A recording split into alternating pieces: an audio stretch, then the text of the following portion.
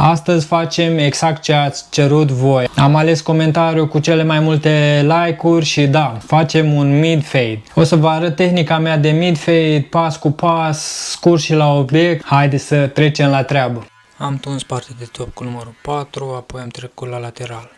Am pus numărul 3, am curățit foarte bine, apoi am dat linia de ghid cu 0 din mașina de tuns, apoi intermediar un mic închis, mi-am dat un ghid de un dege jumate, apoi 0203 am curățit foarte bine, după care am pus intermediarul mare. Voi puteți să puneți închis și să curățați foarte bine. Eu am pus și am făcut descendent. După care, după ce am curățit foarte bine, am pus numărul 1 deschis și la fel. Am curățit foarte bine descendent. Detalii, închideți foarte ușor, nu vă grăbiți și o să vă iasă fade-ul foarte bine. Apoi am pus intermediarul mic și l-am deschis. Am zis să finisez foarte bine. De obicei mai am momente când vin și fac cum fac în acest moment, doar cu 0 deschis pe detalii cu colțul. Apoi am venit scissors over comb și am făcut trecerea cum trebuie, apoi din foarfeca de filat am trecut la trimmer, am curățit foarte bine cu trimmerul, am făcut conturul, apoi cu shaverul. Aceasta este tehnica pe care am folosit-o, acesta este rezultatul. Facem și în lateralul celălalt și apoi la spate. Și apoi o să vă arăt și rezultatul final.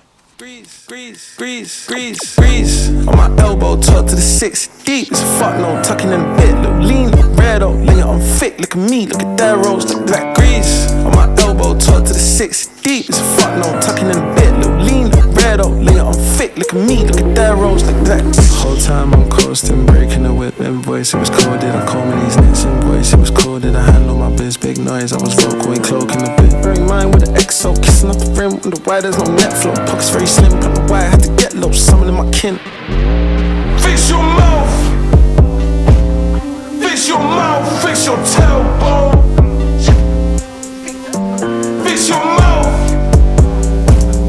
Fix your mouth. Fix your tailbone.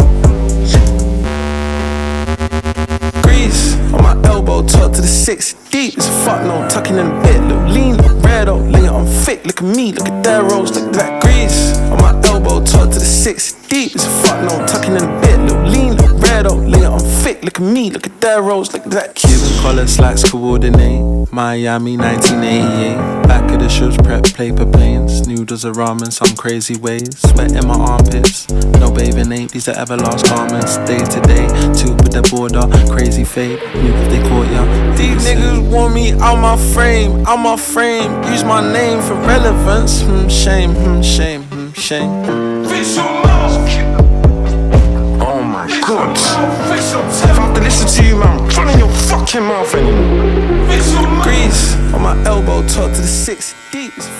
Bun, fraților, acesta a fost videoclipul meu de astăzi. Acesta a fost tehnica mea. Bascat în partea de top, numărul 4. V-am explicat exact care a fost tehnica și cam așa arată fade-ul. Mid-fade. Lăsați în comentarii ce părere aveți, iar dacă v-a plăcut și vreți să vedeți mai mult content din partea mea, Alexa Eugen Barber pe toate platformele. Peste 60% dintre cei care îmi văd videoclipurile nu sunt abonați, așadar dacă vrei să înveți sau vrei să vezi mai mult content din partea mea, nu uita să dai un follow sau un subscribe pe canalul meu de YouTube și hai să creștem comunitatea asta împreună. Până data viitoare!